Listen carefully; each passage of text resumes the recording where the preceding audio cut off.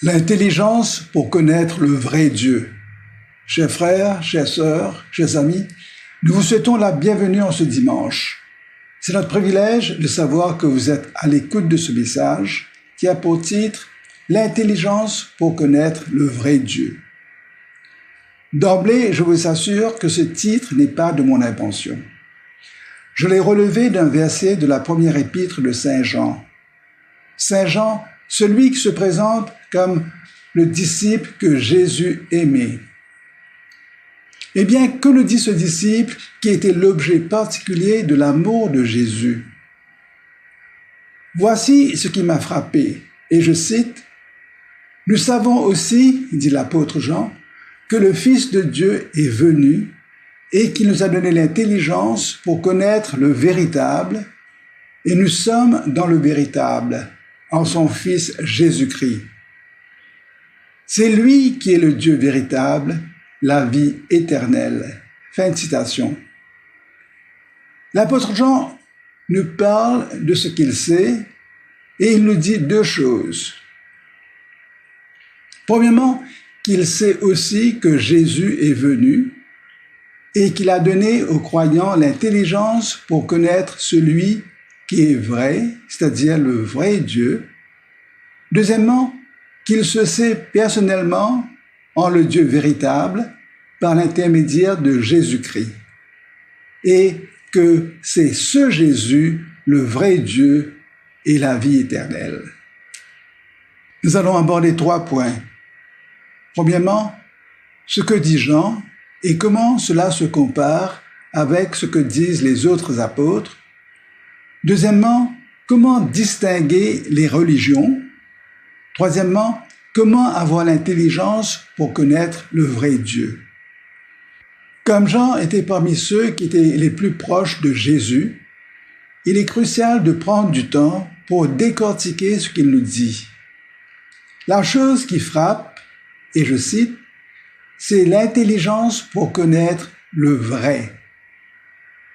C'est-à-dire l'intelligence pour connaître celui qui est le vrai Dieu. Le mot français « intelligence » traduit le mot original grec « dianoia ». Dianoia, qui veut dire l'esprit, la compréhension, la pensée, la faculté de connaître, de comprendre, ou bien la réflexion morale. C'est la faculté de compréhension renouvelée par l'Esprit de Dieu. Merci de retenir ce nouveau nom commun, dianoia, car nous y reviendrons dans quelques instants pour en parler dans sa forme verbale, quand nous allons commenter le chapitre 24 de l'Évangile selon saint Luc. Ce don d'intelligence par Jésus-Christ, nous dit l'apôtre Jean, a eu pour résultat de lui faire connaître, de lui donner la connaissance de Dieu, et il précise le vrai Dieu. Il connaît le vrai Dieu par la dianoia. Et dans ce verset de 1 Jean 5, 20, l'apôtre partage avec nous la révélation qu'il a reçue, c'est-à-dire que le Fils de Dieu est venu, qu'il nous a donné l'intelligence pour connaître le véritable. Fin de citation. La question que je me suis posée, si l'apôtre fait une distinction particulière et mentionne le vrai, implique-t-il qu'il existerait de faux dieux, de fausses divinités? Et si tel est le cas, n'est-il pas capital de distinguer le vrai Dieu des faux dieux? Je n'ai pas eu à aller loin pour trouver la réponse à ces questions. La réponse se trouve dans le contexte du verset 1 Jean 5, 20. 1 Jean 5, 20. Par contexte du verset, nous parlons du verset qui précède, c'est-à-dire le verset 19, et celui qui le suit, c'est-à-dire le verset 21. Dans le verset 19, l'apôtre nous dit qu'il sait qu'il appartient à Dieu, qu'il est en Dieu, alors que le monde entier, c'est-à-dire tout le système et l'ordre mondial, sont contrôlés par le diable. Et je cite, « Nous savons que nous sommes de Dieu et que le monde entier est sous la puissance du malin. » Fin de citation. La seconde chose qu'il sait, il le dit au verset 20, « Nous savons aussi que le Fils de Dieu est venu et qu'il nous a donné l'intelligence pour connaître le véritable. Et nous sommes dans le véritable en son Fils Jésus-Christ. C'est lui qui est le Dieu véritable et la vie éternelle. » Fin de citation. Après avoir parlé de la connaissance reçue de Jésus-Christ, ayant dit qu'il connaît le vrai Dieu en Jésus, qui en fait est le vrai Dieu en qui se trouve la vie éternelle, l'apôtre met ses lecteurs en garde contre les idoles. Et je cite maintenant le verset 21, « Petits enfants, gardez-vous des idoles. » Fin de citation. Donc le contexte nous dit qu'il y a Dieu, le vrai Dieu, et des idoles contre qui nous devons être sur nos gardes. C'est quoi les idoles? L'idolâtrie ou l'adoration des idoles est une pratique si répandue et si grave que cela demande un traitement à part. Toutefois, dans le cadre restreint de ce message, je vous donnerai quelques références qui vous permettront de reprendre ce thème lors de votre étude personnelle. Je vous donne une première description qui se trouve dans le chapitre 44 d'Ésaïe. Et je cite, « Ces arbres servent à l'homme pour brûler. Il en prend et il se chauffe. Il y met aussi le feu pour cuire du pain. Et il en fait également un dieu qu'il adore. Il en fait une idole devant laquelle il se prosterne. Il brûle au feu la moitié de son bois. Avec cette moitié, il cuit de la viande, il apprête un rôti et se rassasie. Il se chauffe aussi. Je me chauffe, je vois la flamme. Et avec le reste, il fait un dieu, son idole. Il se prosterne devant elle, il l'adore, l'invoque et s'écrie « Sauve-moi, car tu es mon Dieu ». Ils n'ont ni intelligence, ni entendement, car on leur a fermé les yeux pour qu'ils ne le voient pas, et le cœur pour qu'ils ne le comprennent pas. Il ne rentre pas en lui-même, et il n'a ni intelligence, ni le bon sens de le dire. J'en ai brûlé une moitié au feu. J'ai cuit du pain sur les charbons, j'ai rôti de la viande, et j'ai mangé. Et avec le reste, je ferai une abomination, je me prosternerai devant un morceau de bois. Il se repaît de cendre, son cœur abusé l'égard. Il ne sauvera point son âme, et ne dira point, n'est-ce pas du mensonge que j'ai dans la main? Brièvement, une idole, c'est tout ce qui prend la place de Dieu dans notre cœur. Cela peut être une image, un objet, une passion, une idée ou une personne qui occupe la place qui doit revenir à Dieu dans notre vie. Et par la plume du prophète Ésaïe, Dieu dit que les idolâtres n'ont ni intelligence, ni entendement, car on leur a fermé les yeux pour qu'ils ne voient point, et le cœur pour qu'ils ne comprennent point. Il ne rentre pas en lui-même, et il n'a ni intelligence, ni de bon sens. L'apôtre Jean écrivait à ceux et celles qui, avant leur conversion par la foi en Jésus-Christ, avaient été témoins d'idolâtrie ou s'adonnaient à l'adoration de toutes sortes de fausses divinités et autres statues qui peuplaient l'Antiquité gréco-romaine. Et l'apôtre met ses lecteurs en garde contre l'idolâtrie qui attire le jugement et la colère de Dieu.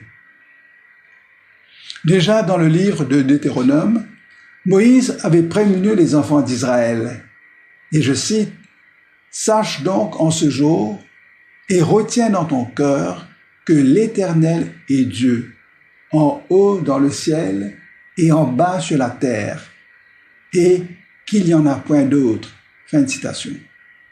Jérémie a annoncé le jugement de Dieu contre l'idolâtrie du peuple de Dieu, et je cite, Je prononcerai mes jugements contre eux à cause de toute leur méchanceté, parce qu'ils m'ont abandonné et ont offert de l'encens à d'autres dieux, et parce qu'ils se sont prosternés devant l'ouvrage de leurs mains. » Fin de citation. Chers amis, rappelez-vous qu'à cause de son idolâtrie, Judas a perdu presque 2 générations, 70 ans, 2 générations de sa vie en exil à Babylone. Judas a perdu 2 générations de bénédiction. Et dans Jérémie, toujours, nous lisons, « Mais celui qui veut se glorifier, qu'il se glorifie d'avoir de l'intelligence et de me reconnaître, de savoir que je suis l'Éternel qui exerce la bonté, le droit et la justice sur la terre, car c'est à cela que je prends plaisir, dit l'Éternel. » Notre verset, 1 Jean 5, 20, qui dit que le Fils de Dieu est venu et qu'il nous a donné l'intelligence pour connaître le véritable, et comme un écho de ce que dit Jérémie. Je cite, « Mais que celui qui veut se glorifier, se glorifie d'avoir de l'intelligence et de me connaître. » Fin de citation. Toujours dans Jérémie, nous lisons, « Tout homme devient stupide par sa science, tout orfèvre est honteux de son image taillée. Car ces idoles ne sont que mensonges. Il n'y a point en elles de souffle. Elles sont une chose de néant, une œuvre de tromperie. Elles périront quand viendra le châtiment. » Fin de citation. Et dans le Nouveau Testament, nous citerons 1 Corinthiens 8, les versets 4 à 6, 1 Corinthiens 8, les versets 4 à 6, où l'apôtre Paul nous dit ceci, et je cite, « Pour ce qui est donc de manger des viandes sacrifiées aux idoles, nous savons qu'il n'y a point d'idole dans le monde, et qu'il n'y a qu'un seul Dieu. Car s'il est des êtres qui sont appelés Dieu, soit dans le ciel, soit sur la terre, comme il existe réellement plusieurs dieux et plusieurs seigneurs, néanmoins, pour nous, il n'y a qu'un seul Dieu, le Père, de qui viennent toutes choses et pour qui nous sommes, et il y a un seul Seigneur, Jésus-Christ, par qui sont toutes choses et par qui nous sommes. » Fin de citation. Donc voilà pour une liste de versets qui expose le péché de l'idolâtrie en contraste avec l'Éternel Dieu. L'intelligence pour connaître le vrai Dieu. Donc nous voyons qu'il faut avoir l'intelligence pour distinguer entre Dieu et les idoles. Il faut connaître le vrai du faux, dit l'apôtre Jean. Le vrai, il l'a personnellement connu en Jésus-Christ, qui est Dieu, et qui s'est fait homme pour prendre nos péchés, pour prendre toute notre condamnation, toute notre punition sur lui, et nous accorder, par la foi en son sacrifice, le pardon, la purification, la délivrance du jugement, la réconciliation et la vie éternelle. Dieu est transcendant, c'est-à-dire qu'il est au-dessus de tout. Mais il n'est pas distant de nous. Il s'est fait connaître à nous par Jésus-Christ, le Messie, en qui nous trouvons, par la confiance que nous plaçons en lui, la grâce et la paix, ainsi que l'assurance d'une vie de pardon pour l'éternité. Je vous disais qu'il faut avoir l'intelligence pour distinguer entre Dieu et les idoles. Un philosophe qui a entrepris la démarche de connaître le vrai du faux, entre autres dans les sciences, pour pouvoir distinguer la spéculation des faits scientifiques, ce philosophe s'appelle René Descartes, l'auteur du discours de la méthode. Je mentionne René Descartes simplement pour dire combien il est important pour nous de déblayer notre esprit de choses, de pensées, de pratiques qui ne contribuent pas à notre vraie édification spirituelle, dans notre démarche de connaître Dieu et dans notre désir de lui plaire et d'assurer notre présence dans l'éternité avec lui. L'intelligence pour connaître le vrai Dieu. Chers amis, pouvez-vous nommer quelqu'un qui vous a donné des preuves de son amour, qui a payé pour toutes vos fautes et péchés, qui vous donne le pardon, la purification absolue et la garantie qu'il est en train de préparer une place au ciel pour vous personnellement? S'est-il révélé à vous? Connaissez-vous son nom? Nous prenons très au sérieux ce que nous dit l'apôtre Jean en ce qui concerne la mission de Jésus. La Bible présente Jésus comme le Messie promis et attendu des Juifs, selon les nombreuses prophéties de l'Ancien Testament. Le Nouveau Testament confirme la réalisation de toutes les prophéties en ce qui concerne sa venue, sa mort expiatoire pour nos péchés, son ensevelissement et sa résurrection 3 jours après. Ses disciples l'ont vu, ils l'ont touché, ils l'ont entendu, ils ont mangé avec lui après sa résurrection. Et Jésus lui-même est resté avec eux pendant 40 jours pour leur enseigner les choses de Dieu avant de retourner au ciel. Cette partie de sa mission est historiquement vérifiable quand nous prenons connaissance des écrits, des témoignages oculaires de ceux et celles qui l'ont vu et qui l'ont touché, sans négliger ces témoignages dans la littérature de l'Antiquité et autres textes qui ne font pas partie de la Bible.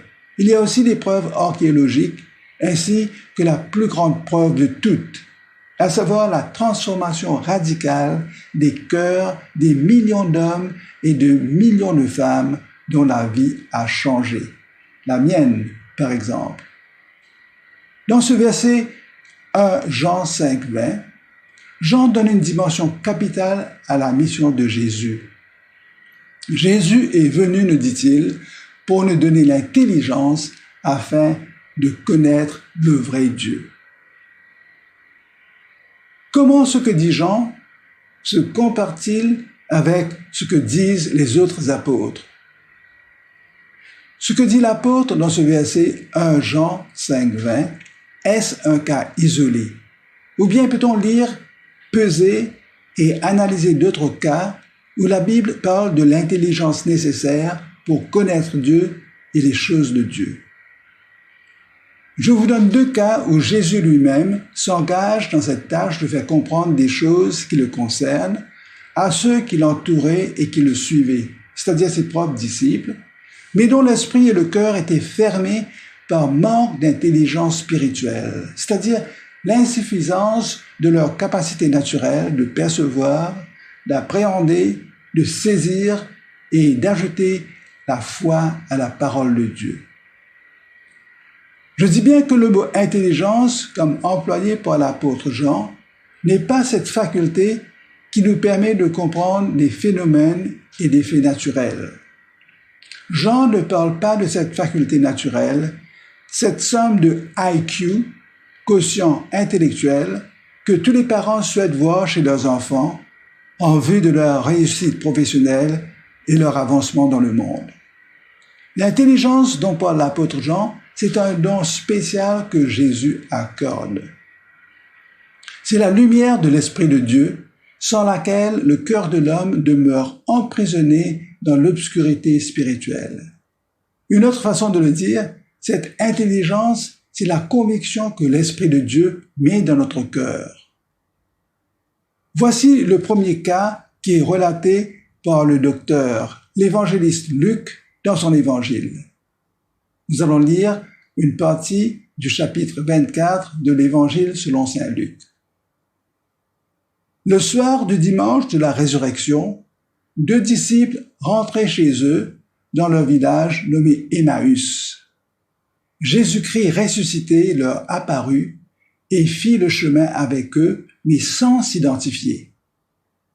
Ces 2 disciples étaient tout tristes parce qu'ils espéraient que Jésus allait délivrer Israël. Mais 3 jours s'étaient déjà écoulés depuis sa crucifixion. Mais les disciples avaient pourtant reçu, depuis très tôt ce dimanche matin-là, plusieurs témoignages que le tombeau était vide. Mais ils n'y croyaient pas.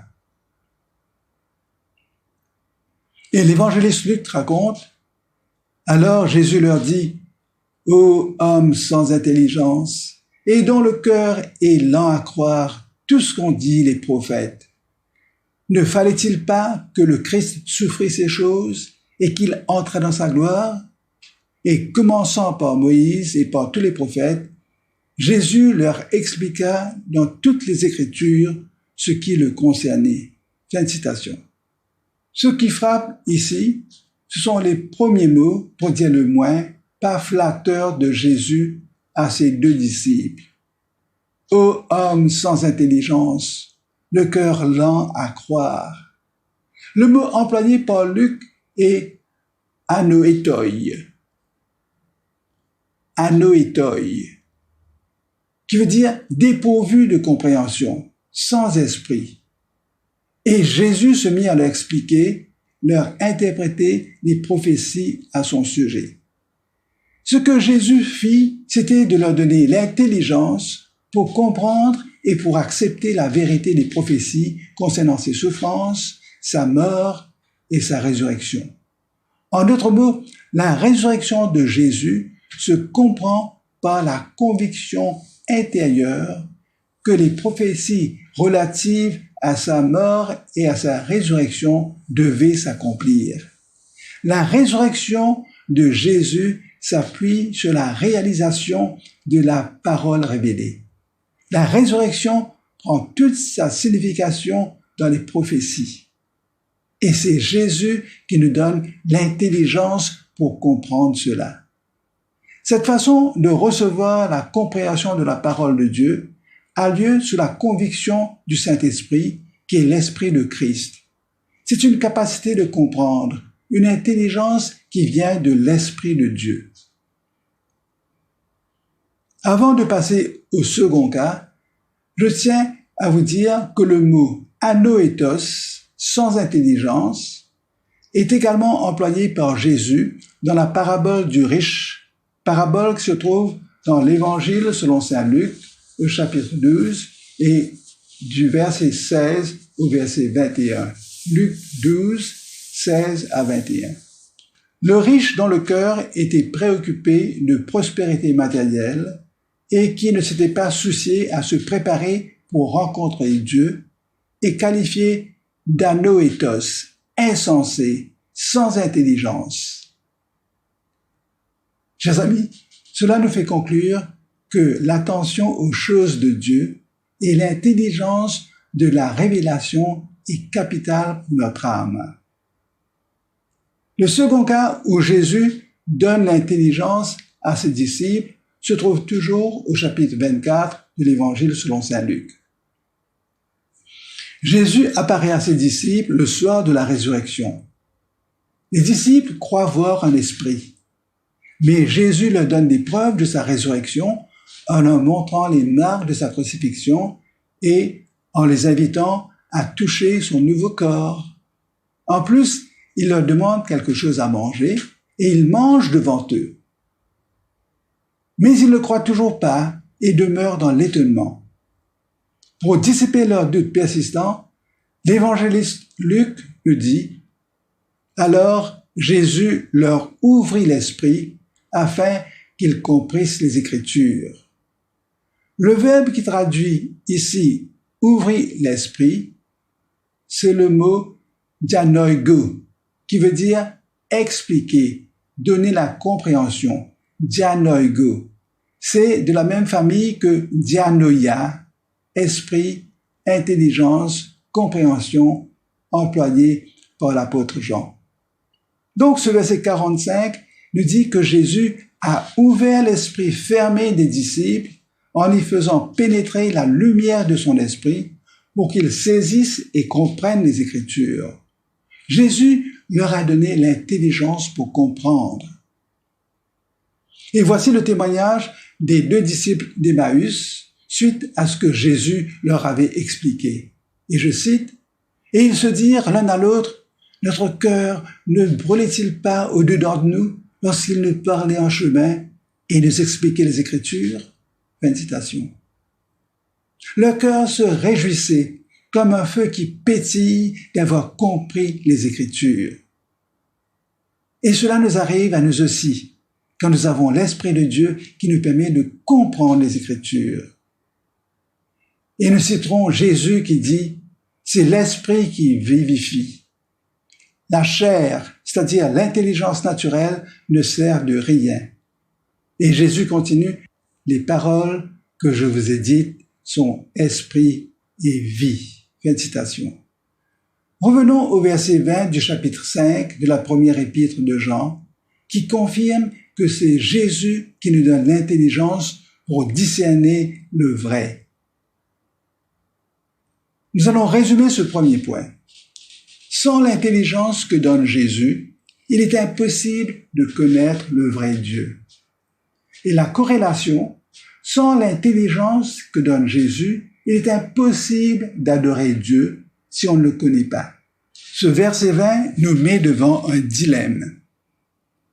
Chers amis, à la lumière de ce qui a été dit jusqu'à l'heure, permettez-moi de vous poser une double question. Connaissez-vous le vrai Dieu? Comment possédez-vous l'intelligence pour le connaître? Ce verset 1 Jean 5,20 nous donne la réponse à cette double question. C'est par l'intelligence spéciale que nous donne Jésus que nous pouvons connaître le vrai Dieu. Et c'est par Jésus-Christ que nous possédons la vérité pour l'adorer. Ce verset ne donne aucun autre choix, aucune autre option de réponse. Mais nous n'allons pas nous contenter de ce que dit Jean uniquement. Que disent les autres? Y a-t-il cohérence entre ce que dit l'apôtre Jean et les autres apôtres? Dans le domaine de l'interprétation des Écritures, il existe le principe de l'analogie de la foi. C'est un principe qui nous permet de comparer ce que nous lisons chez un auteur et ce que nous lisons chez un autre. C'est le principe de comparer ce que disent les divers auteurs inspirés. Pour expliquer l'intelligence dont parle Jean, nous allons citer un autre apôtre. En effet, en ce qui concerne l'intelligence de comprendre les choses spirituelles, l'apôtre Paul a ceci à nous dire, et je cite, « Personne ne connaît les choses de Dieu, si ce n'est l'Esprit de Dieu. Or nous n'avons pas reçu l'Esprit du monde, mais l'Esprit qui vient de Dieu, afin que nous connaissions les choses que Dieu nous a données par sa grâce. Et nous en parlons, non avec des discours qu'enseigne la sagesse humaine, mais avec ceux qu'enseigne l'Esprit, employant un langage spirituel pour les choses spirituelles. Mais l'homme animal, c'est-à-dire l'homme naturel, ne reçoit pas les choses de l'Esprit de Dieu, car elles sont une folie pour lui, et il ne peut les connaître, parce que c'est spirituellement qu'on en juge. L'homme spirituel, au contraire, juge de tout. Il n'est lui-même jugé de personne, car qui a connu la pensée du Seigneur pour l'instruire? Or nous avons la pensée de Christ. Fin de citation. Ce que dit l'apôtre Paul rejoint ce que dit l'apôtre Jean. En effet, l'apôtre Paul contraste l'incapacité de la compréhension de l'homme naturel avec l'intelligence de l'homme spirituel qui connaît les choses que Dieu a données par sa grâce et qui tient des discours enseignés par l'Esprit de Dieu et qui possède la pensée de Christ. Cette intelligence pour comprendre vient de l'Esprit de Dieu. Nous allons citer quelqu'un d'autre, le psalmiste. Dans le psaume 14, au verset 1, le psalmiste nous dit « L'insensé dit en son cœur, il n'y a point de Dieu. » Fin de citation. Un insensé est quelqu'un qui n'a pas l'Esprit de Dieu. Son incapacité naturelle l'empêche de connaître Dieu. Par ailleurs, même les croyants ne peuvent confesser, ne peuvent déclarer, ne peuvent prononcer le nom de Jésus de manière authentique s'ils ne possèdent pas l'Esprit de Dieu. Et je cite, « Nul ne peut dire Jésus est Seigneur si ce n'est par le Saint-Esprit. » Fin de citation. Dans le psaume 53, nous lisons « Dieu, Dieu des cieux, regarde les fils de l'homme pour voir s'il y a quelqu'un qui soit intelligent, qui cherche Dieu. » En d'autres mots, c'est par l'intelligence et non les émotions qu'on peut chercher et trouver Dieu. Une intelligence éclairée. Et cette lumière, nous la trouvons dans la lecture de la parole révélée. Nous passons au deuxième point. Comment distinguer les religions? Je ne sais pas comment ce décompte, comment se relever, comment cet inventaire a été fait. Cependant, si, semble-t-il, il y aurait 4200 religions dans le monde, notre situation devient très problématique. Cela étant, nous pouvons nous demander quelle est la finalité, quel est le but, quel est l'objectif de ces 4200 religions. Nous donnent-elles des réponses aux grandes questions de la vie? Qu'est-ce qu'elles promettent à leurs adhérents? Nous donnent-elles l'assurance de la victoire sur la mort?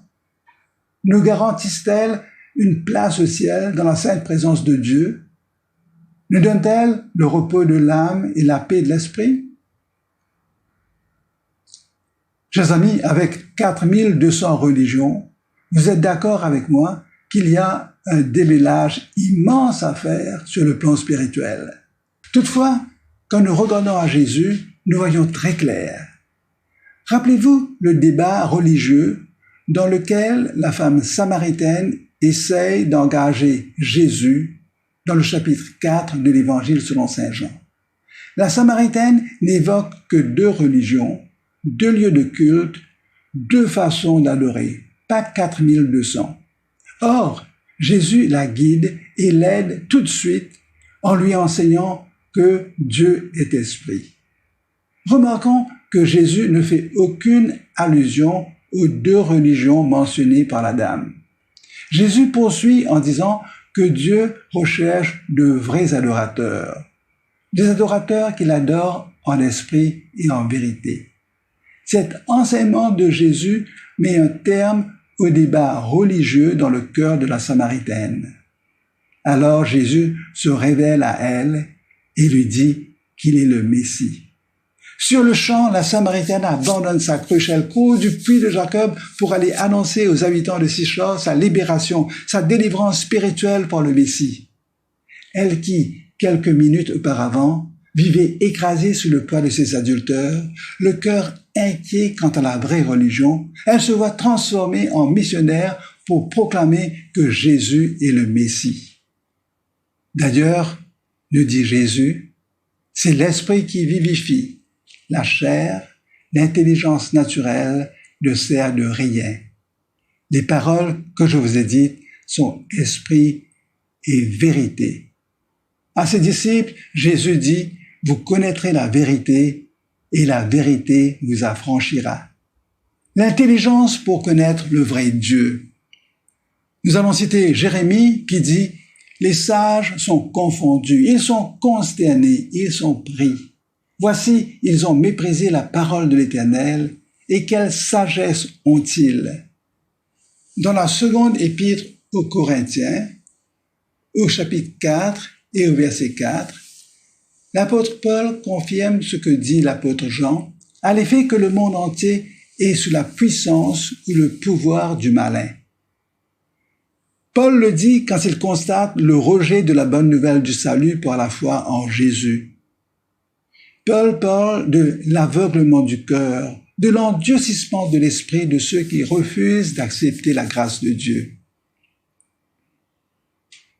Et je cite, « Si notre évangile est encore voilé, il est voilé, dit l'apôtre, pour ceux qui périssent, pour les incrédules dont le Dieu de ce siècle a aveuglé l'intelligence, afin qu'ils ne voient pas briller la splendeur de l'évangile de la gloire de Christ, qui est l'image de Dieu. » Fin de citation.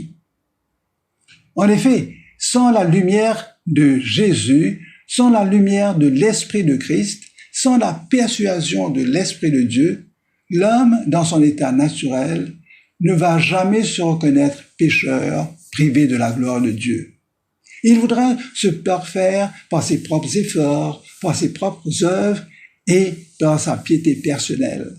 Or, la puissance pour se parfaire, pour devenir un homme nouveau, eh bien, cette puissance se trouve dans la foi en l'Évangile, qui est la puissance de Dieu pour sauver n'importe qui du péché et de la domination du mal.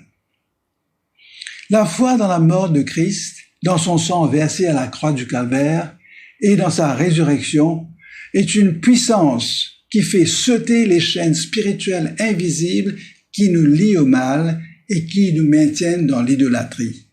Pour être juste, pour être déclaré justifié sans péché par Dieu, il faut impérativement la purification par le sang de Jésus-Christ, notre seul sauveur et rédempteur. C'est lui seul qui nous donne l'intelligence de comprendre la bonne nouvelle. Nous passons au troisième point. Comment avoir l'intelligence pour connaître le vrai Dieu? La Bible nous dit que Jésus-Christ est notre mesure, c'est-à-dire que toute chose spirituelle concernant notre acceptation par Dieu, comme notre destinée dans l'éternité, eh bien tout se mesure, tout se comprend et tout se sait par rapport à ce que dit Jésus. D'ailleurs, Jésus avait reproché à Nicodème qui avait misé tout son avenir spirituel sur sa religion, son ascendance ethnique et son statut. Jésus lui avait dit, en vérité, je te le dis, nous disons ce que nous savons et nous rendons témoignage de ce que nous avons vu. Et vous ne recevez pas notre témoignage. Par ailleurs, Jésus lui avait dit, personne n'est monté au ciel, si ce n'est celui qui est descendu du ciel, le Fils de l'homme qui est dans le ciel. Fin de citation. D'autre part, sur la montagne de la transfiguration, une voix fit entendre de la nuée ces paroles, et je cite, « Celui-ci est mon Fils bien-aimé, en qui j'ai mis toute mon affection. Écoutez-le. » Donc la réponse à la question « Comment avoir l'intelligence pour connaître le vrai Dieu ?» est toute trouvée. Écoutez-le. C'est Dieu qui se fait entendre en présence de Pierre, Jacques et Jean. Et les trois ont fait ce que la voix leur a dit. Ils ont écouté et ils ont cru en Jésus. Chers amis, la Bible fait cette mise en garde concernant le rejet du témoignage et de l'œuvre de Jésus-Christ pour toute l'humanité. Ce rejet aura pour conséquence une séduction spirituelle, séduction mise en scène et conduite par le diable pour maintenir les incroyants dans un état d'égarement, tout en leur donnant l'impression que le mensonge dont ils sont l'objet est la vérité. Les incroyants ne pourront pas briser cette chape de mensonge qui sera le jugement de Dieu. Je voudrais ici vous donner lecture d'un texte qui se trouve dans la seconde épître aux Thessaloniciens. Et je cite, « Car le ministère de l'iniquité agit déjà. Il faut simplement que celui qui le retient encore ait disparu. Et alors paraîtra l'impie, que le Seigneur Jésus détruira par le souffle de sa bouche et qu'il anéantira par l'éclat de son avènement.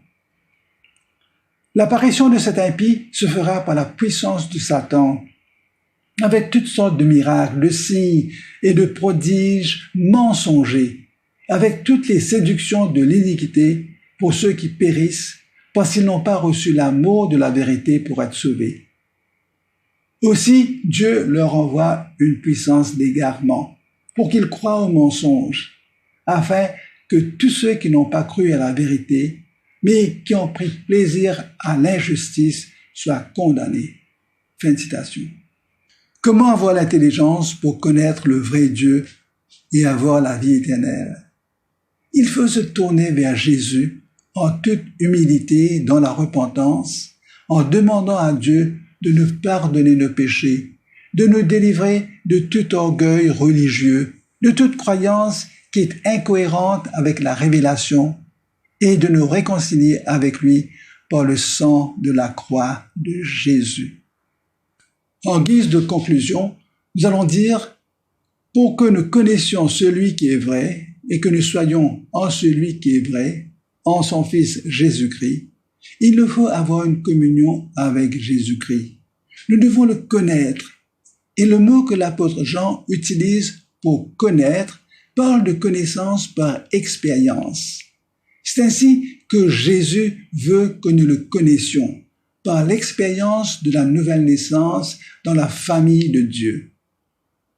L'œuvre de Jésus en nous nous donne une compréhension, une intelligence spirituelle et la capacité de le connaître et d'être en lui. Cette compréhension nous est donnée par la foi. Nous ne pouvons pas l'atteindre par nous-mêmes. Si Dieu ne se révélait pas à nous, nous ne le trouverions pas. Nous le connaissons et nous pouvons le connaître parce qu'il s'est révélé à nous en Jésus-Christ. Plus que toute autre manière, Dieu s'est révélé à nous par celui qui est vrai, en son Fils Jésus-Christ. Jésus-Christ est la clé et le centre de tout. Nous voyons la personne et le caractère de Dieu en regardant Jésus. L'importance de la vraie croyance, de la confiance dans le vrai Jésus, pas dans un Jésus refaçonné par des ajouts religieux et placé sur le même piédestal que de multiples divinités. Le Jésus de la Bible est celui qui est vrai. Jésus-Christ est le vrai Dieu et il est la vie éternelle. C'est la déclaration la plus sans équivoque de la divinité de Jésus-Christ dans le Nouveau Testament. Notre rapport avec Dieu n'est pas une affaire de religion, mais c'est une question de relation qui ne s'établit que par l'intermédiaire de Jésus-Christ, en qui nous avons la rédemption et la rémission de nos péchés. Comme nous le lisons dans 1 Timothée, et je cite, « Car il y a un seul Dieu, et aussi un seul médiateur entre Dieu et les hommes, Jésus-Christ homme, qui s'est donné lui-même en rançon pour nous tous. » Fin de citation. Nous savons aussi, dit l'apôtre, que le Fils de Dieu est venu et qu'il nous a donné l'intelligence pour connaître le véritable. Et nous sommes dans le véritable, en son Fils Jésus-Christ.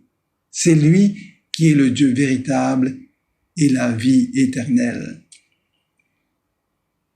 Jésus a dit, « Nul ne peut venir à moi si le Père qui m'a envoyé ne l'attire, et je le ressusciterai au dernier jour. » Et Jésus a aussi dit que nul ne peut venir à moi si cela ne lui a été donné par le Père. Fin de citation. Quelle application allons-nous faire de ce verset?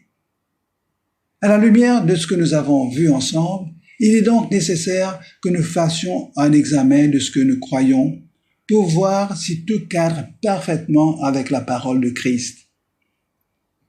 Un simple coup d'œil autour de nous nous permet de voir le panthéon de divinités en termes de grottes, de sanctuaires, de statues et de statuettes que les hommes ont créées. Chers amis, il n'y a pas de salut hérité en vertu de la foi ou de la croyance des autres. La délivrance que Jésus nous donne par la foi en son sacrifice, en sa mort pour nos péchés et en sa résurrection, eh bien, cette délivrance s'obtient par une foi personnelle, par une relation personnelle avec lui. Je vous invite à prier. Seigneur, mon Dieu, je te remercie pour ce verset de la lettre de Saint Jean. Je te remercie pour sa clarté. Je te prie de faire pénétrer dans mon cœur la même intelligence spirituelle que Jésus a donnée à l'apôtre Jean, afin que moi aussi je puisse te connaître, toi le seul vrai Dieu en Jésus-Christ. Mon Dieu, protège-moi de la puissance du malin qui sévit dans le monde. Cache-moi en Jésus, que je reconnais aujourd'hui comme mon Sauveur ressuscité. Que par ton Saint-Esprit, tu m'instruises dans ta parole, pour que je demeure dans ta vérité, et que je puisse discerner toutes les ruses du malin, et que je me garde contre toute idolâtrie pernicieuse pour mon âme. Je te présente cette prière au nom de Jésus. Merci. Chers amis, je vous laisse en prononçant cette bénédiction. À celui qui peut vous préserver de toute chute et vous faire paraître devant sa gloire, irrépréhensible et dans l'allégresse. À Dieu seul, notre Sauveur, par Jésus-Christ notre Seigneur, soit gloire, majesté, force et puissance dès avant tous les temps, et maintenant et dans tous les siècles. Amen. Merci de votre attention. À bientôt.